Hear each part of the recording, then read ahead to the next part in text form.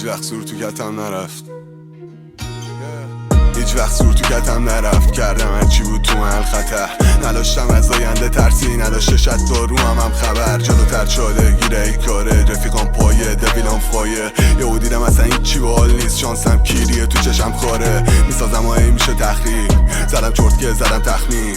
دیدم حسابم صاف نیست، جور آخر یه جو میخورم منم زمین. گیر بودم بین فرار و قرار، ای خونه بوده هواما نداشت. گیر میزدم به زمین و زمان مثل محمد بهادر اسیر تنها. کار با کمر زد ورق سوخت، برنگشت و شد فقط دور. دلم تنگ میشه واسه قبلا، هنو لفظش میاد میشه تنم مور. از شایی لفت دادم ردیف ششایت، داستانو میزنه عجیب به مچک. حتما اونجام گارو میرفتم اگه پیشم نبود علی برارم. و ای با هم بد شده زندگی انگارو.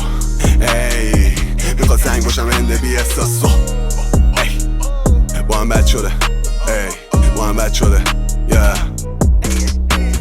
شکستن قلبم و شکستم قلب. کلاس شروع شد من نشستم ته، هیچ وقت مورد تایید نخواستم. تشویق و کلم به چپ من، کسخاره بدمود سیاسفید. جنس و فیریک میدن زیاده تیک، نرم نیاز به چیزی. تاک شدم به تخمم بیا ببین. پوچ شد کل اعتبار، یه بار دورم بود جمع هیترا برا. سیستا داشتی باتن خراب ناش میکردن، یه جور میخ کانتر پراشت. رب هم بود توی خدمت میخونم تا اون روزی که رو به قبلم. مال کشتر رو کردم شوت، حتی تنبیم میکردن روز عیدم. پستا زیاد شدن تکسا خفن تر، همه با تلف صف من بودم منبع. تنها میشستم با خودکارا دفتر، پلیس رو گلستان گنگ توی جنگل. برگشتم و دیدم تیم پشت کرد، خطای ابروام سیس شد. بعد فهمیدم شده داستان بگاهی، باز جمع کنم وقتی این شد دشت. میبینی اینجا من های بیسازم سمسنگ و زیاد شدن کار میاد دستم. اگه غیب نبودم اون چند سال پیش دفتر رو میبستم، بای میدادم رپ. عوض شده اوزا،